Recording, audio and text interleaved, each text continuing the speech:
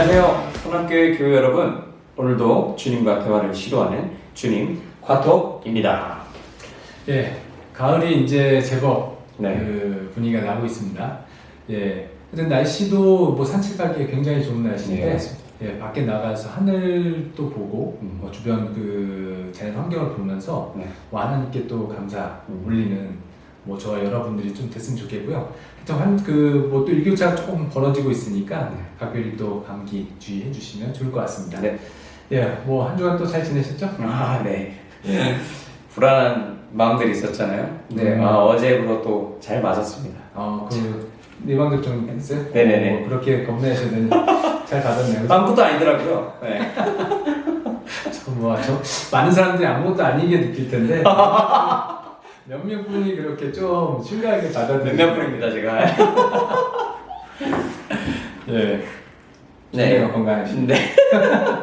이번 주는 뭐 그런 것들에 대해서 좀 자제를 좀 많이 했던 것 같고요. 나름대로 또 열심히 살려고 했던 보다 보니까 그렇게 살고 있었는데 친구가 좀 연락이 왔어요.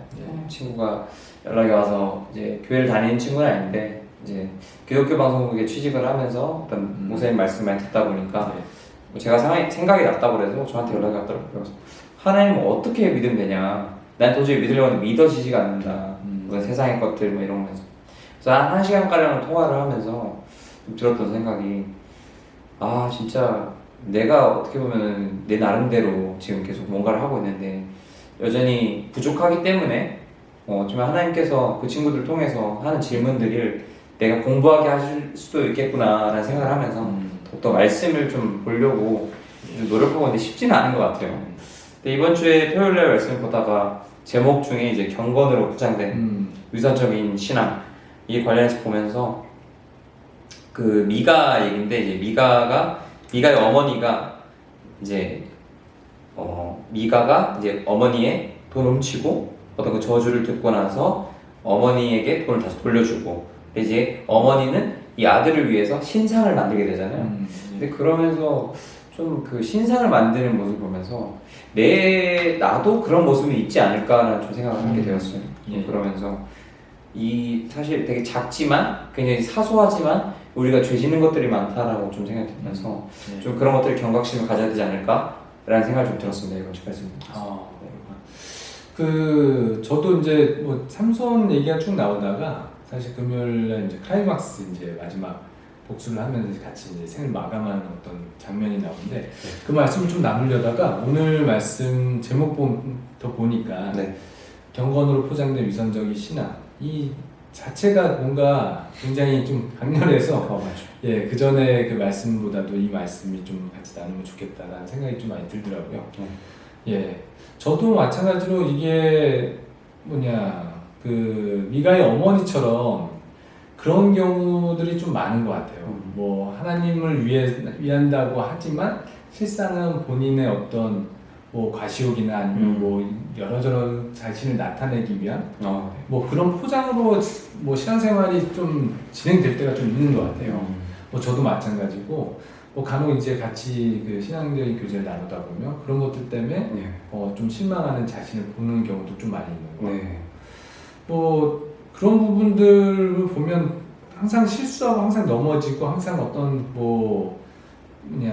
하나님 없이 하나님을 섬기는 어떤 그런 상태의 어떤 과정들이 코로나 시대 때 좀 많이 민낯이 드러나는 것 같더라고요.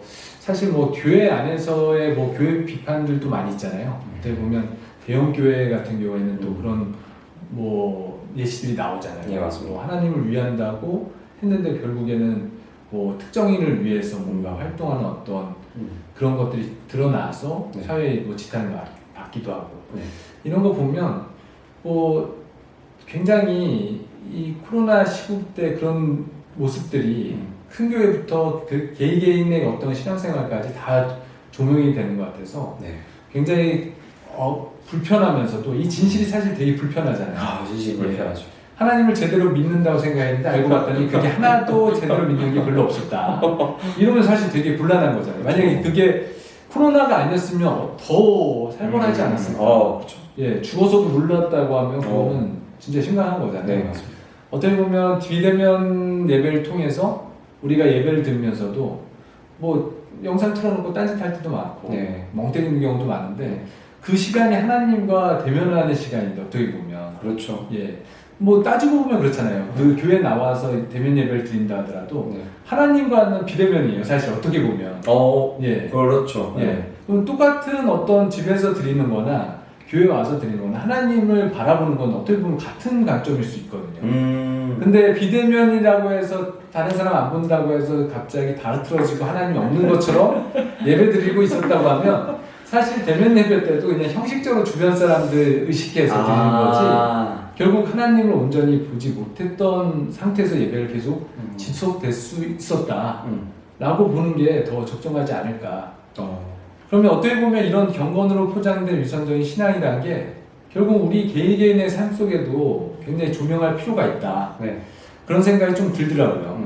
네. 예. 어떻게 보면 뭐 저도 거기에서 자유롭지 못하고 뭐 정말로 매 순간 매 시간을 하나님께 드리지 않으면 항상 위선적으로 바뀌더라고요. 네.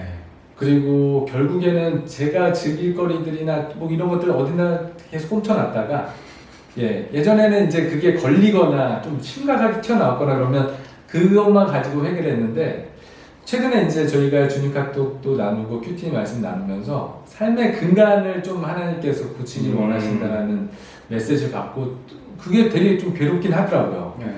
그전에는 그냥 뭐 딱 뭐라고 했죠? 그 좀 자책감 받는 그 순간만큼 넘어가면 딱 그 회개 기도하고 딱 돌아섰을 때 어떤 좀 이제 재산 받은 느낌 받고 좀 홀가분했다고 하면 이제는 삶 전체를 하나님께서 원하신다는 느낌을 받으니까 불편할 수도 있지만 다른 한편으로는 진짜 자유로울 수도 있겠다라는 생각도 기대감도 갖게 되더라고요. 예.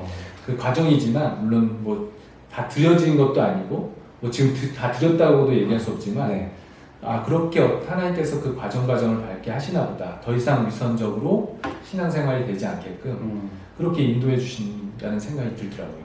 뭔가 그런 거 있잖아요. 정도껏이라고 우리 표현을 많이 하죠. 네.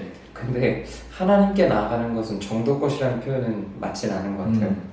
어떤 단어들이 있지만 우리가 뭐 정도껏 하자, 정도를 하자, 뭐 적당히 하자 이렇게 했잖아요. 중간만 하자 하지만 하나님께 나아가는 거는 정도껏과 중간은 절대 없는 것 같다는 좀 요즘 생각을 해요. 그 말씀이 여기에 나와 있잖아요. 네.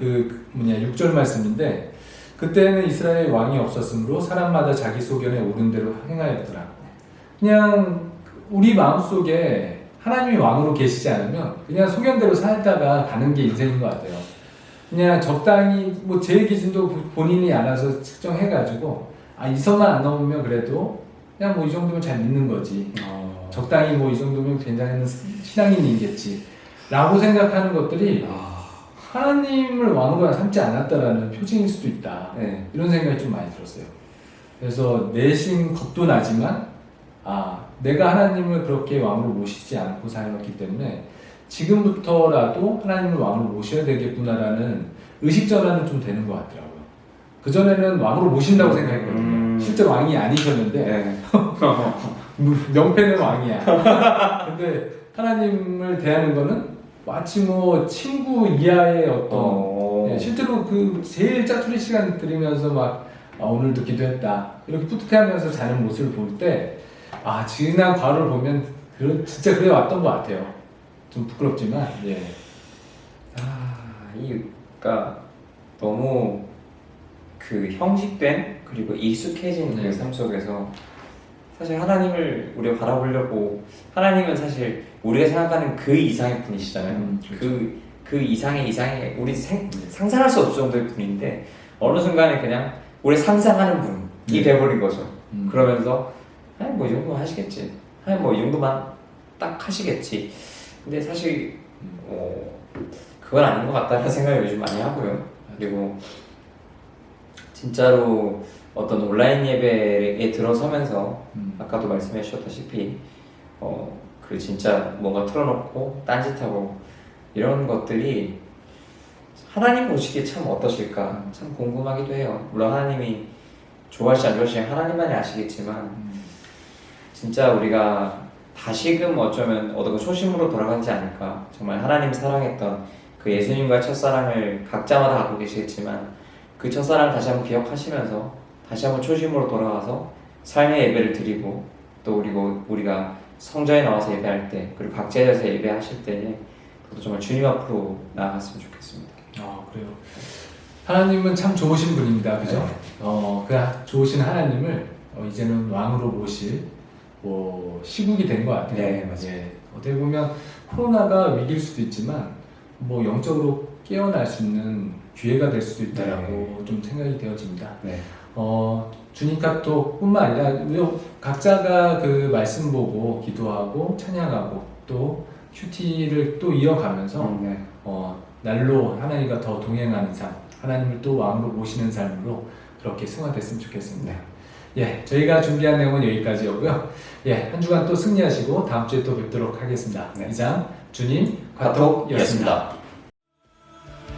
카톡이었습니다.